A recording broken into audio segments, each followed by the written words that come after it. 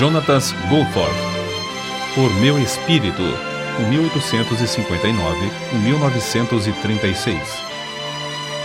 Certo dia, no ano de 1900, em Changte, no interior da China, passou um correio galopando à doida. Levava um despacho da imperatriz para o governador, ordenando que tomasse medidas para exterminar imediatamente todos os estrangeiros. Na horrenda carnificina que se seguiu, Jonatas Goforth, com sua esposa e filhinhos, foram cercados por milhares de boxers, determinados a tirar-lhes a vida. O pai da família, ao cair no chão com uma tremenda pancada que quase lhe partiu o crânio, ouviu uma voz dizer-lhe: "Não temas, teus irmãos estão orando por ti." Antes de ficar inconsciente, viu chegar a galope um cavalo que ameaçava atropelá-lo. Ao voltar a si, percebeu que o cavalo caíra ao seu lado, esperneando de tal maneira que os seus atacantes foram obrigados a desistir do propósito de matá-lo. Assim, ele reconheceu que a mão de Deus o guardava maravilhosa e constantemente durante o tempo do morticínio dos boxers, no qual centenas de crentes foram mortos. Jonatas Goforth e sua família foram salvos de inumeráveis situações angustiosas entre o povo amotinado, até que, por fim, 20 dias depois, chegaram ao litoral do país. Rosalind e Jonatas Goforth tinham as suas vidas escondidas com Cristo em Deus. Eis como viviam nas suas próprias palavras. Não é somente tolice aceitar para nós mesmos a glória que pertence a Deus, mas é grave pecado, porque o Senhor diz: "A minha glória a outrem não darei." Quando ainda jovem, Jonatas Goforth adotou as palavras de Zacarias, capítulo 4, versículo 6, como lema da sua vida: "Não por força nem por violência, mas pelo meu espírito, diz o Senhor dos Exércitos." Alguém que o conhecia intimamente escreveu: "Antes de tudo, Jonatas Goforth era um ganhador de almas. Foi por essa razão que se tornou missionário no estrangeiro. Não havia outro interesse, outra atividade, outro ministério que o atraísse. Com o fogo do amor de Deus no coração, ele manifestava um entusiasmo irresistível e uma energia incansável. Nada podia impedir seus esforços dinâmicos na obra, para a qual Deus o chamara. Era assim tanto aos 77 anos como quando tinha 57. Com a perda da vista durante os últimos 3 anos da sua vida, não diminuíram seus esforços. Parece até que aumentaram." Revela-se, nas suas próprias palavras, como foram lançados os alicerces da sua vida constantemente esforçada no serviço do Senhor. Minha mãe, quando eu e meus irmãos éramos ainda crianças, com desvelo incessante, nos ensinava as Escrituras e orava conosco. Uma coisa que teve grande influência sobre a minha vida foi o fato de minha mãe me pedir que lesse os salmos para ela em voz alta. Tinha apenas 5 anos quando comecei a fazer esse exercício e achei a leitura fácil. Com a continuação, adquiri o costume de decorar as Escrituras, coisa que continuei a fazer com grande proveito. Todos podemos testificar que é fácil fazer com que a leitura das Escrituras e a oração cheguem a uma monótona formalidade, mas, ao contrário, o semblante de Jonatas Goforth se iluminava com o reflexo da glória das Escrituras que recebia na alma. Depois da sua morte, uma criada católica romana declarou: "Quando o Sr. Goforth se hospedava na casa onde trabalho, eu mirava seu rosto e dizia a mim mesma: o rosto de Deus pode ser assim." Acerca da conversão de seu pai, Jonatas escreveu: "No tempo da minha conversão, morava com meu irmão Guilherme. Certa vez, nossos pais nos visitaram, passando conosco mais ou menos um mês. Fazia tempo que o Senhor me dirigira a fazer culto doméstico. Assim, certo dia, anunciei: faremos o culto doméstico de hoje e peço que todos se reúnam depois do jantar. Esperava que meu pai se manifestasse contrariamente, porque em casa não costumávamos dar graças antes das refeições, quanto mais fazer culto doméstico. Li um capítulo de Isaías e depois de falar algumas palavras, oramos juntos, de joelhos. Continuamos a realizar os cultos domésticos durante o tempo que eu estava em casa. Depois de alguns meses, meu pai foi salvo." O jovem Goforth, no tempo de estudante no ginásio, visava ser advogado, até que certo dia leu a inspiradora biografia do pregador Roberto McCheyne. Não somente se desvaneceram para sempre todas as suas visões de ambição, mas ele dedicou também a sua própria vida a levar almas ao Salvador. Nesse tempo, devorou os livros. Os discursos de Spurgeon, os melhores sermões de Spurgeon, Graça Abundante, Bunyan, e O Descanso dos Santos, Baxter. A Bíblia, contudo, era o seu livro predileto e costumava levantar-se 2 horas mais cedo para estudar as Escrituras, antes de se ocupar em qualquer outro serviço do dia. Acerca da sua chamada nesse tempo, ele escreveu: apesar de sentir-me dirigido ao ministério da palavra, recusava terminantemente ser missionário no estrangeiro. Mas um colega me convidou a assistir à reunião de um missionário que fez o seguinte apelo: faz 2 anos que passo de cidade em cidade contando a situação de Formosa e rogando que algum jovem se ofereça para me auxiliar. Mas parece que não consegui transmitir com êxito a visão a nenhum. Volto então sozinho. Dentro de pouco tempo, meus ossos estarão embranquecendo na encosta de um morro em Formosa. Quebranta-me o coração saber que nenhum moço se sente dirigido a continuar o trabalho que iniciei. Ao ouvir essas palavras, senti-me vencido pela vergonha. Se o chão tivesse me engolido, teria sido um alívio. Eu, comprado com o precioso sangue de Cristo, ousava planejar a minha vida como eu mesmo queria. Ouvi a voz do Senhor dizer: a quem enviarei? E quem há de ir por nós? E respondi: eis-me aqui, envia-me a mim. Desde então, sou missionário. Lia avidamente tudo o que podia achar acerca de missões no estrangeiro e me esforçava por transmitir aos outros a visão que eu alcançara, a visão dos milhões da terra sem oportunidade de ouvir um pregador. Por fim, chegou o tempo de iniciar seus estudos em Toronto. O primeiro domingo, ele o passou trabalhando entre os prisioneiros da prisão Don, um costume que preservou durante todos os anos de estudos nessa cidade. Durante a semana, dedicava muito tempo a andar de casa em casa ganhando almas para Cristo. Quando o diretor do colégio onde estudava perguntou-lhe quantas casas visitara durante os meses de junho a agosto, ele respondeu: 960. Foi nesse tempo dos estudos que Jonatas Goforth se casou com Rosalind Bell Smith. Acerca do encontro de ambos, ela escreveu: comecei, aos 20 anos de idade, a orar pedindo que, se o Senhor desejasse que eu me casasse, ele me dirigisse um moço inteiramente dedicado a ele e ao seu serviço. Certo domingo, achei-me em uma reunião de obreiros da Toronto Mission Union. Um pouco antes de começar a reunião, alguém à porta chamou Jonatas Goforth. Ele, ao levantar-se para ir lá fora, deixou a Bíblia na cadeira. Então, eu fiz uma coisa que nunca pude explicar. Nem para ela achei desculpas. Senti-me impelida a ir à cadeira dele, apanhei a Bíblia e voltei à minha cadeira. Ao folhear rapidamente o livro, achei-o quase gasto pelo uso e marcado de capa a capa. Fechei-o e, sem demora, coloquei-o de novo na cadeira. Tudo isso aconteceu em um intervalo de poucos segundos. Ali, sentada no culto, eu disse a mim mesma: esse é o moço com quem seria bom que eu me casasse. No mesmo dia fui apontada, juntamente com outras pessoas, para abrir um ponto de pregação em outra parte de Toronto.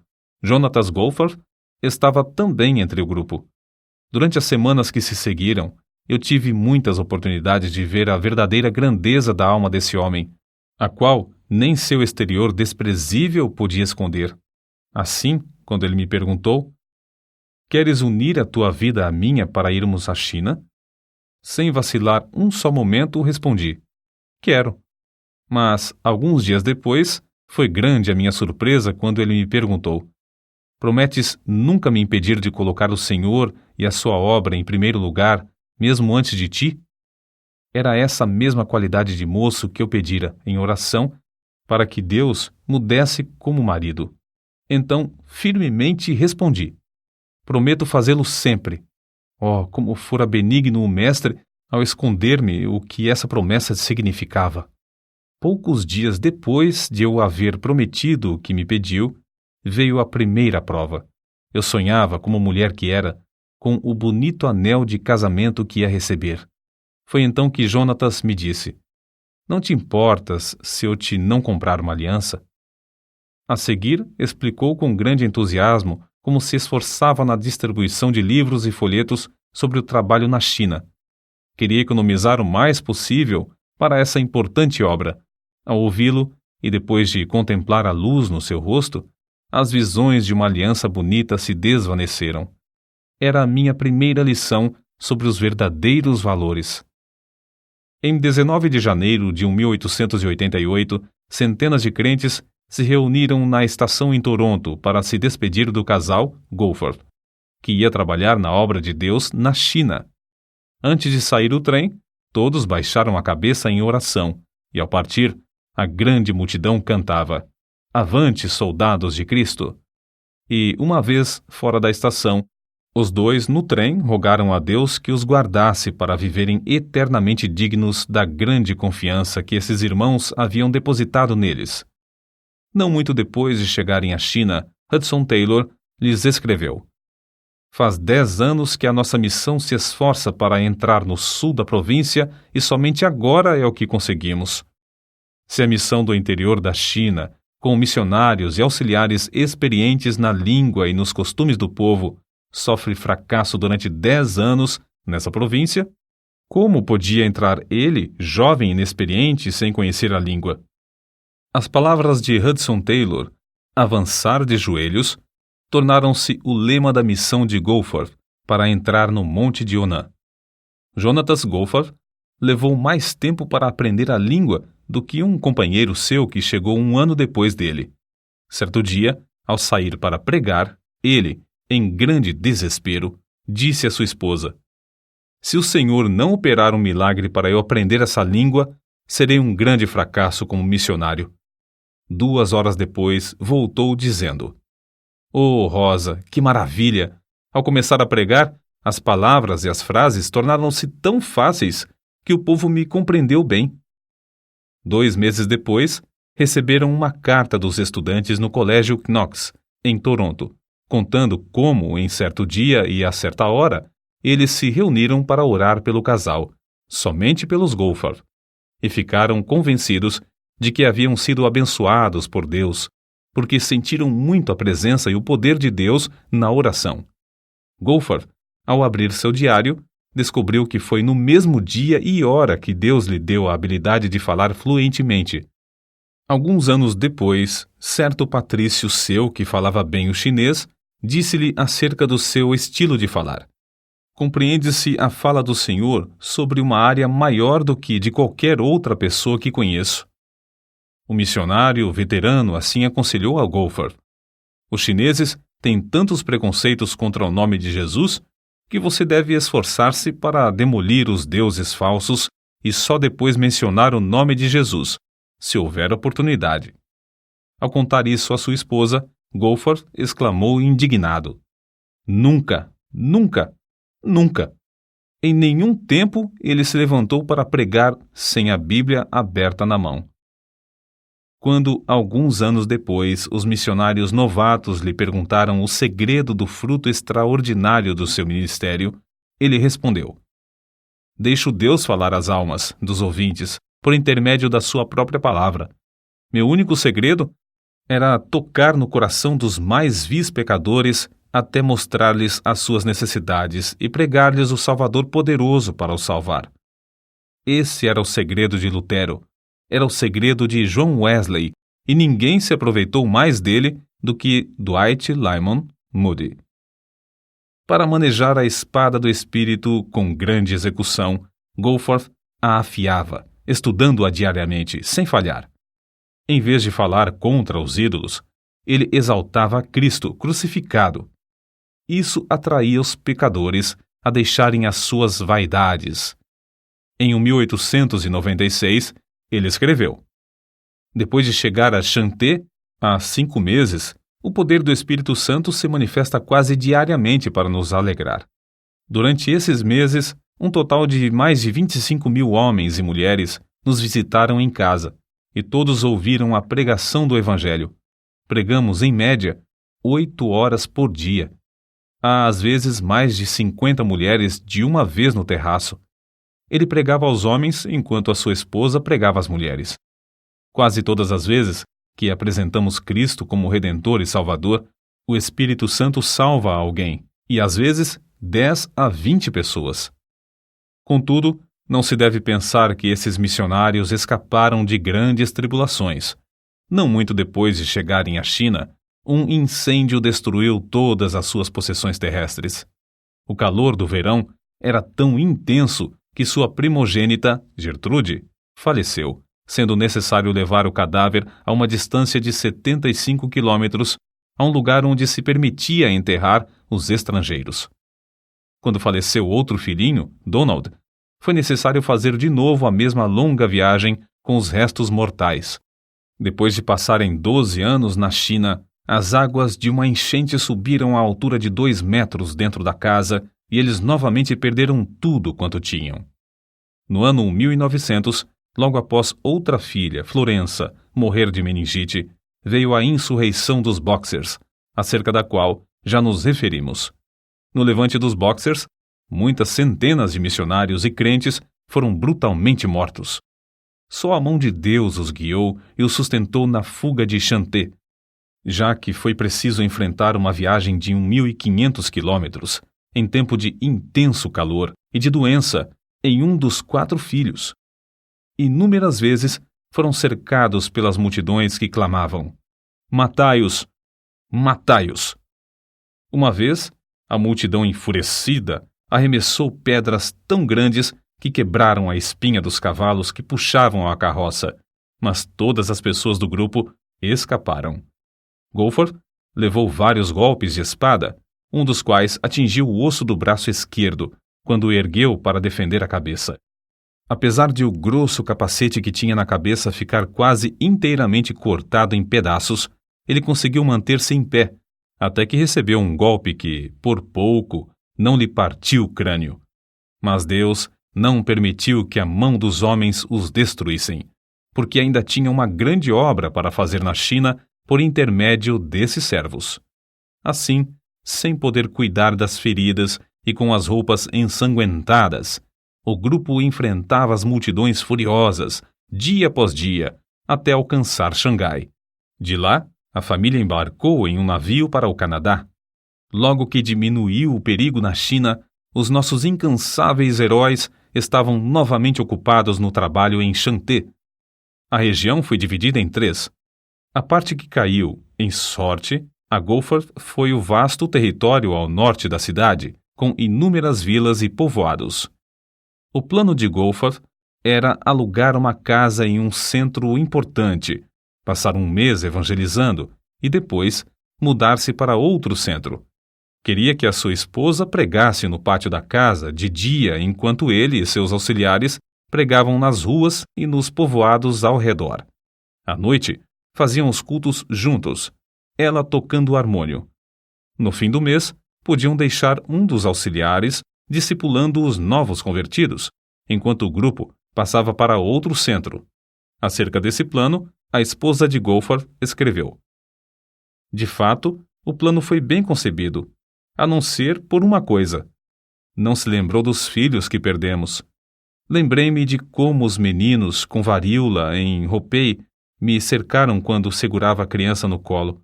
Lembrei-me das 4 covas de nossos pequeninos. E endureci o coração, como pederneira, contra o plano. Como meu marido suplicava dia após dia: Rosa, por certo, o plano é de Deus, e receio que possa acontecer aos filhos se desobedecermos. O lugar mais seguro para ti e os filhos é no caminho da obediência. Pensas em guardar os filhos seguros em casa, mas Deus pode mostrar-te que não podes. Contudo, Ele guardará os filhos se obedecer-lhes, confiando nele." Não muito depois, Wallace caiu doente de disenteria asiática, e por 15 dias lutamos para salvar a criança. Meu marido me disse: "Oh, Rosa, cede a Deus antes de perder tudo." Mas parecia-me que Jonatas era duro e cruel. Então nossa filha Constância caiu enferma da mesma doença. Deus revelou-se a mim como um pai em quem eu podia confiar para conservar os meus filhos. Baixei a cabeça e disse: ó Deus, é tarde demais para a constância, mas confio em ti. Guarda os meus filhos. Irei aonde quer que me mandes. Na tarde do dia em que a criança faleceu, mandei chamar a senhora Wang, uma crente fervorosa e amada, e lhe disse: não posso contar-lhe tudo agora, mas estou resolvida a acompanhar meu marido nas viagens de evangelização. Quer ir comigo? Com lágrimas nos olhos, ela respondeu: não posso, pois a menina pode adoecer sob tais condições. Não querendo insistir, pedi que ela orasse e me respondesse depois. No dia seguinte, ela voltou com os olhos cheios de lágrimas e, com um sorriso, disse: irei com vocês. Grifo do autor. É coisa notável que não tenha falecido mais nenhum filho dos Goforth na China, apesar dos muitos anos que passaram na vida nômade de evangelização. Goforth observou tão fielmente seu costume de levantar-se às 5 horas para a oração e estudo das Escrituras, como quando estava em casa, em Chanté. Geralmente, para o estudo, tinha de ficar em pé diante da janela, com as costas viradas para a família. Acerca da obra em Chanté, são de Goforth essas palavras: nos primeiros anos de meu trabalho na China, contentava-me com a lembrança de que sempre há a sementeira antes da colheita. Mas já eram passados mais de 13 anos e a colheita parecia ainda distante. Tinha certeza de que haveria uma coisa melhor para mim, se eu tivesse a visão e a fé necessárias para adquiri-la. Estavam constantemente perante mim as palavras do Mestre em João capítulo 14, versículo 12. Na verdade vos digo que aquele que crê em mim também fará as obras que eu faço, e as fará maiores do que estas, porque eu vou para meu Pai. E sentia profundamente como no meu ministério faltavam as maiores obras. No ano de 1905, Jonatas Goforth leu na autobiografia de Carlos Finney que um lavrador podia, com muita razão, orar pedindo uma colheita material independentemente de se cumprirem as leis da natureza, assim como os crentes podem esperar uma grande colheita de almas sem se cumprirem as leis que governam a colheita espiritual. Resolveu, então, saber quais eram essas leis e decidiu-se a cumpri-las a qualquer preço. Fez um estudo a fundo e de joelhos sobre o Espírito Santo e escreveu as notas nas margens da sua Bíblia chinesa. Quando começou a ensinar essas lições aos crentes, houve grande quebrantamento, com confissão de pecados. Foi na grande exposição idólatra de Sun Yat-sen que Deus, primeiramente, mostrou seu grande poder no ministério de Goforth. Durante o sermão, um obreiro exclamou em voz baixa: esse povo está tão comovido pela pregação como a multidão no dia de Pentecostes pelo sermão de Pedro. Na noite do mesmo dia, um salão alugado e que não comportava toda a grande multidão pagã que queria assistir, Goforth pregou sobre o texto: levando ele em seu corpo os nossos pecados sobre o madeiro. Quase todos mostraram-se convictos do pecado, e quando o pregador fez o apelo, levantaram-se clamando: queremos seguir a esse Jesus que morreu por nós. Um dos obreiros presentes assim expressou o que viu: irmão, aquele a quem oramos durante tanto tempo para que viesse, veio de fato esta noite. Nos dias que se seguiram, pecadores foram salvos em todos os pontos de pregação e em todos os cultos. Acerca do avivamento que nesse tempo visitou a Coreia, um dos missionários escreveu sobre o que presenciou. Os missionários eram como os demais crentes. Não havia alguém entre eles de talento extraordinário. Viviam e trabalhavam como quaisquer outros, a não ser nas orações. Nunca senti a presença divina como a senti nos seus rogos a Deus. Parecia que esses missionários nos levavam ao próprio trono no céu. Fiquei muito impressionado também ao ver como o avivamento era prático. Havia dezenas de milhares de homens e mulheres transformados completamente pelo fogo divino. Grandes templos, com assentos para 1.500 pessoas, ficavam superlotados. Era necessário realizar um culto para os homens e, em seguida, outro para as mulheres, a fim de que todos pudessem assistir. Em todos ardia o desejo de espalhar as boas novas. Crianças se aproximavam das pessoas que passavam pelas ruas, rogando-lhes que aceitassem a Cristo por seu Salvador. A pobreza do povo da Coreia era conhecida em todo o mundo. Contudo, havia tanta liberdade nas ofertas que os missionários não queriam ensinar mais sobre o dever de contribuir. Havia grande dedicação à Bíblia, quase todos levando um exemplar no bolso. E o maravilhoso espírito de oração permeava tudo. Ao voltar da Coreia, Goforth foi chamado à Manchúria. Mais tarde, ele escreveu: "Quando iniciei a longa viagem, estava convicto de que eu tinha uma mensagem de Deus para entregar àquele povo, mas não tinha ideia de como presidir a um avivamento. Sabia pronunciar um discurso e sabia levar o povo a orar, porém, nada mais sabia do que isso." Goforth teve um grande desapontamento ao chegar à Manchúria. Os crentes não oravam como lhe prometeram fazer e a igreja estava dividida. Depois do primeiro culto, ele, sozinho no seu quarto, caiu de joelhos em desespero.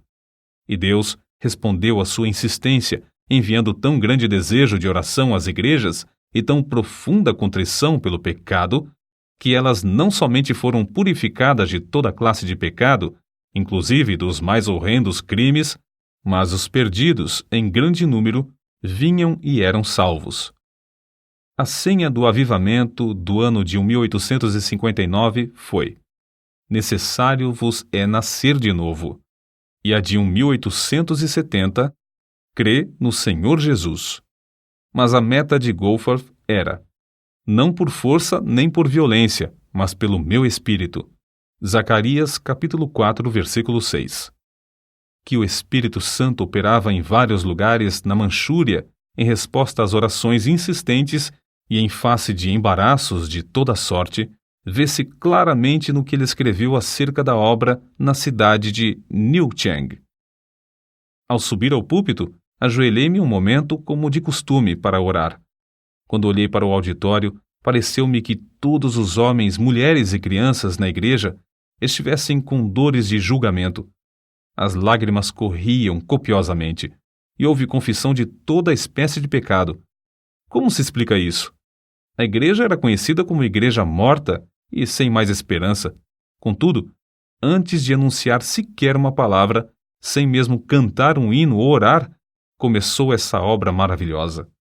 Não há outra explicação. Foi o Espírito de Deus que operou em resposta às orações das igrejas de Mukden, Liaoyang e de outros lugares na Manchúria, as quais haviam experimentado a mesma qualidade de avivamento e foram induzidas a interceder por sua pobre e necessitada igreja irmã. Jonatas Goforth, quando foi à Manchúria, era quase desconhecido fora do pequeno círculo da sua denominação. Depois de algumas semanas, quando voltou, os olhos dos crentes de todo o mundo estavam fitos nele. Contudo, permaneceu o mesmo humilde servo de Deus, reconhecendo que a obra não era dele, mas do Espírito de Deus. Shanxi é conhecida como a província dos mártires. Certo chinês, douto, contou a Goforth como presenciara nessa província, durante a insurreição dos Boxers, em 1900, de uma só vez a morte de 59 missionários. Todos eles encararam o carrasco com a maior calma. Uma mocinha de cabelos louros perguntou ao governador: "Por que devemos morrer? Os nossos médicos não vieram de países remotos para dar suas vidas para servir ao seu povo? Muitos doentes sem esperança não foram curados? Diversos cegos não receberam a vista? É por causa do bem que fizemos que devemos morrer?" O governador baixou a cabeça e não respondeu. Mas um soldado pegou a mocinha pelos cabelos e, com um só golpe, decepou-lhe a cabeça. Um após outro foram mortos. Todos morreram com um sorriso de paz. Esse mesmo chinês contou como viu, entre eles, uma senhora falando alegremente ao filhinho. Com um só golpe, ela foi prostrada, mas a criança continuou a segurar-lhe a mão. Logo a seguir, outro golpe, e um pequeno cadáver jazia ao lado do cadáver da mãe. Foi a essa mesma província dos mártires que Deus enviou seus servos, os Goforth, 8 anos depois, e onde Jonatas presenciou o seguinte: Em Xuanxian, não muito depois de começar a falar, vi muitos dos ouvintes baixarem a cabeça, convictos, enquanto as lágrimas corriam-lhes pelas faces. Depois do discurso, todos os que experimentaram orar estavam quebrantados. O avivamento, que começou assim, continuou durante 4 dias. Houve confissão de toda a qualidade de pecados. O delegado regional se admirou grandemente ao ouvir confissões de homicídios, de roubos e de crimes de toda a sorte. Confissões que só conseguiria arrancar deles, açoitando-os até quase os deixar mortos. Às vezes, depois de um culto de 3 horas ou mais, o povo voltava à casa para continuar a orar. Mesmo em horas tardias da noite, havia pequenos grupos reunidos em vários lugares para orar até quase clarear o dia. No colégio de moças em Shuvu, na mesma província dos mártires, as alunas insistiram para que lhes concedessem tempo para jejuar e orar. No dia seguinte, quando se reuniram de manhã para a oração, o Espírito caiu sobre elas e ficaram de joelhos até a tarde desse dia. Das centenas de exemplos evidentes da operação poderosa do Espírito Santo nos corações, dentre muitos outros lugares, citaremos aqui apenas os seguintes. Xanté. Quase 700 pessoas estiveram presentes pela manhã. Havia um fervor de homens se esforçando para ir à frente, de modo que Goforth só conseguiu pregar à tarde. O culto era contínuo, prolongava-se o dia inteiro, com intervalos para as refeições. Guangzhou. A igreja, com assentos para 1.400 ouvintes, não comportava as multidões. O Espírito Santo veio com poder extraordinário. Havia, às vezes, centenas de pecadores contritos chorando. 2 endemoniados foram libertos e se tornaram crentes fervorosos na obra de Deus. Em 4 anos, o número dos salvos aumentou de 2.000 para 8.000.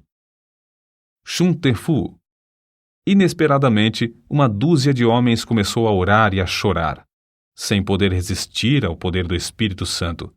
Velhos discípulos de Confúcio vinham à frente, quebrantados e humilhados, para confessar a Cristo como seu Senhor. Um total de 500 homens e mulheres foram salvos. Foi, talvez, a maior obra do Espírito Santo que eu tenha visto. Nanquim. A assistência foi de mais de 1.500 pessoas. Centenas que também queriam entrar não puderam e voltaram a casa. O culto da manhã durou 4 horas.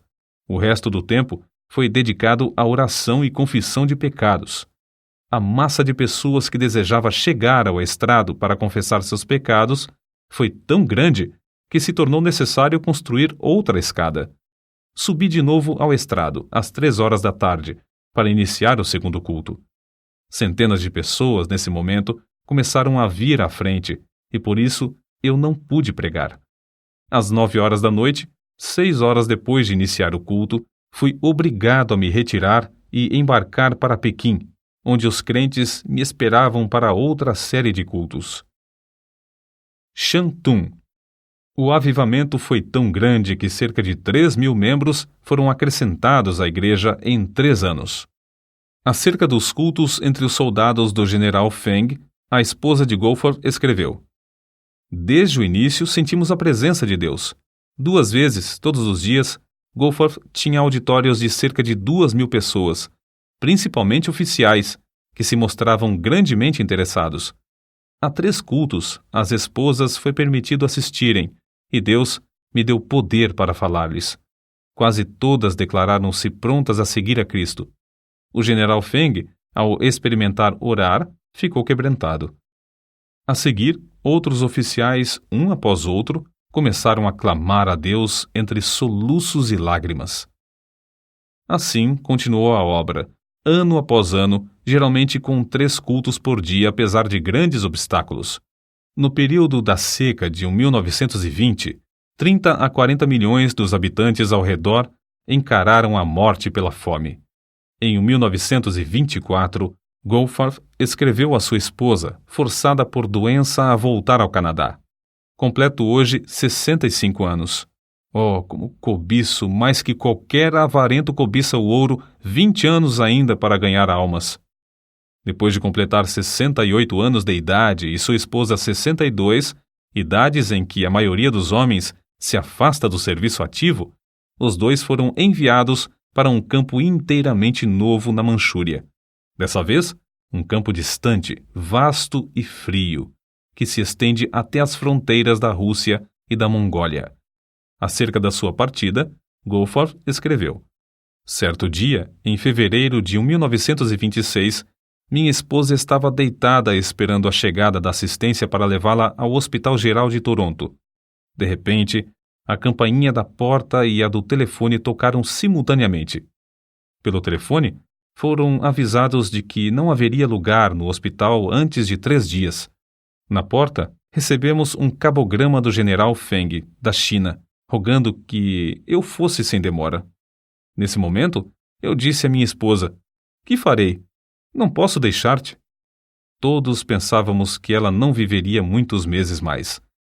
Minha esposa, depois de orar, disse: vou contigo. Os membros da junta estavam reunidos na ocasião. Apresentei-lhes o cabograma do general Feng e concordaram que eu fosse. Mas, quando os informaram de que minha esposa queria acompanhar-me, mostraram-se horrorizados, respondendo que ela morreria no caminho. Então, eu lhes disse: os irmãos não conhecem essa mulher como eu. Quando ela diz que vai, ela vai. Assim, concordaram em que ela fosse. Durante muito tempo, avisados pelo cônsul do novo campo da Manchúria, viviam com as malas arrumadas a fim de partirem imediatamente no caso de haver um segundo levante dos Boxers, como todos esperavam. Contudo, desde o início, Deus honrou o serviço desses servos, conforme se lê no que ele escreveu na avançada idade de 70 anos. Realizavam-se 3 horas de pregação de manhã pelo grupo de missionários e 4 horas à tarde. Desde o primeiro dia, houve conversões. Às vezes, 12 em um só dia. Grande foi o nosso gozo ao vermos cerca de 200 pessoas aceitarem a Cristo durante o mês de maio. Havia muito tempo que diversos amigos insistiam em que ele escrevesse a história de como o Espírito Santo operava no seu ministério. Em tempo de intenso frio, viu-se obrigado a extrair os dentes. Durante 4 longos meses, sofreu dores cruciantes nos maxilares, a ponto de não poder pregar. Foi nessa época que seu filho menor chegou do Canadá. Goforth, então, conseguiu ditar a matéria para o filho datilografar. Dessa forma, foi impresso o livro Por Meu Espírito, obra de grande circulação e influência. Após 4 anos de serviço, foi-lhe necessário voltar ao Canadá por causa da vista de sua esposa. Foi durante esse tempo que Goforth também começou a perder a vista.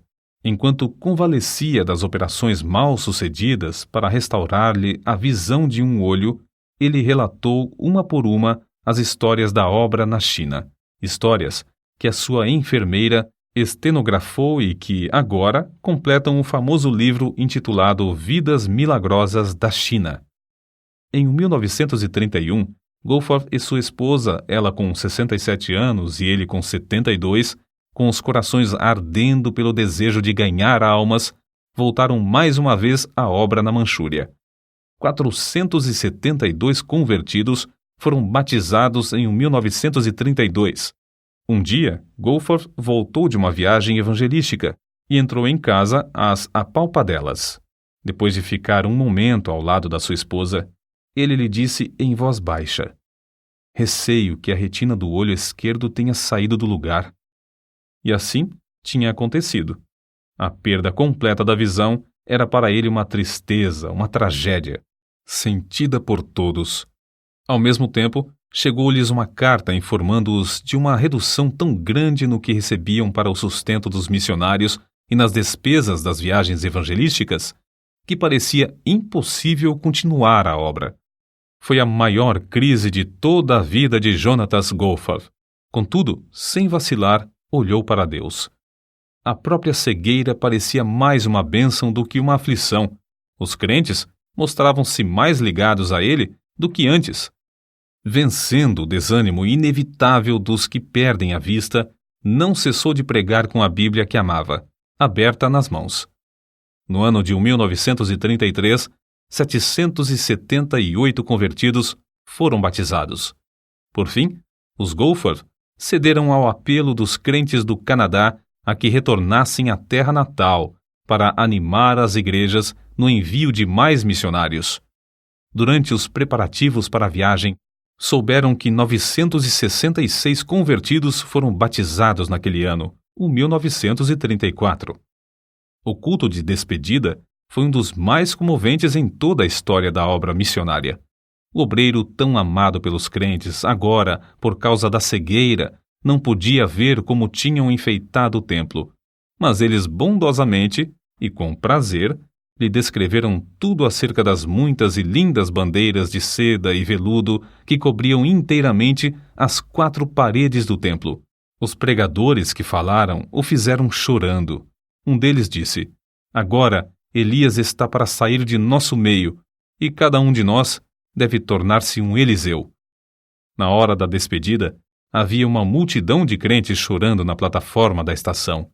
Goforth, sentado diante da janela do trem, com o rosto virado para aqueles crentes que tanto amava, mas não podia ver, continuava a fazer-lhes sinais com a cabeça, de vez em quando levantando os olhos para cima, indicando assim a bendita esperança de uma reunião no céu. Quando o trem partiu, os crentes, com os olhos cheios de lágrimas, tentaram acompanhá-lo, correndo paralelamente, a fim de conseguirem olhar mais uma vez para o rosto desses queridos missionários. Durante 18 meses, Goforth pregou a grandes auditórios no Canadá e nos Estados Unidos. Dia após dia, esse veterano estava em pé diante desses auditórios, com a sua amada Bíblia aberta nas mãos. Abria o livro, aproximadamente na página que desejava, e citava as passagens de cor, durante o sermão. Isso ele fazia com tanta prática, tendo os olhos abertos, que era difícil crer que as não lia como outrora. O ponto principal de suas mensagens descobre-se nas palavras que lhe disse certo dia a sua esposa: "Querida, acabo de fazer um cálculo mental que prova com certeza qual o resultado de dar ao Evangelho a oportunidade de operar. Se cada um dos missionários enviados à China tivesse levado tantas almas a Jesus como os 6 missionários do nosso campo durante o ano de 1934, o último ano que passamos na Manchúria, isto é, 166 almas por cada missionário, o número de conversões na China teria alcançado a cifra de quase 1 milhão, em vez de apenas 38.724. Isto é, teria sido 25 vezes maior." Grifo do autor. Certo dia, quando tinha de pregar somente à noite, ele disse à sua esposa: "Em vez de sairmos de casa hoje, acho melhor participarmos de um banquete da palavra. Lê para mim o precioso Evangelho de João." Ela leu 16 capítulos desse livro. Percebia-se que era um verdadeiro banquete para ele, pela atenção que prestava à leitura de certas passagens. Antes de falecer, tinha lido a Bíblia de capa a capa mais de 73 vezes. Na noite do dia 7 de outubro de 1936, Jonatas Goforth, depois de um discurso fervoroso e longo sobre o tema Como o fogo do Espírito varreu a Coreia, deitou-se tarde para dormir. Às 7 horas da manhã seguinte, a sua esposa levantou-se e vestiu-se. Logo a seguir, verificou que foi mais ou menos no mesmo momento em que ela se levantou que ele, dormindo aqui na terra, num instante, acordou na glória, vendo de novo. Poucos dias antes, ele tinha dito que se regozijava em saber que o primeiro rosto que ia ver seria o de seu Salvador. 5 anos e meio depois de Jonatas Goforth haver dormido no Senhor, Rosalind Goforth reuniu-se ao seu amado marido e companheiro de lutas. As últimas palavras que pronunciou foram estas: "O rei me chama, estou pronta." Dela também pode-se dizer, como foi dito a respeito dele: entregava-se à oração e ao estudo da palavra para saber a vontade de Deus. Foi esse amor pela leitura da Bíblia e a ininterrupta comunhão com Deus que lhe deram o poder de comover auditórios e convencê-los do pecado e da necessidade do arrependimento. Em todas as ocasiões, ele dominava sua própria pessoa e confiava inteiramente no poder do Espírito Santo para descobrir as coisas de Jesus aos ouvintes. Que o mesmo brado de guerra seja sempre nosso, não por força, nem por violência, mas pelo meu Espírito. Mas recebereis poder ao descer sobre vós o Espírito Santo.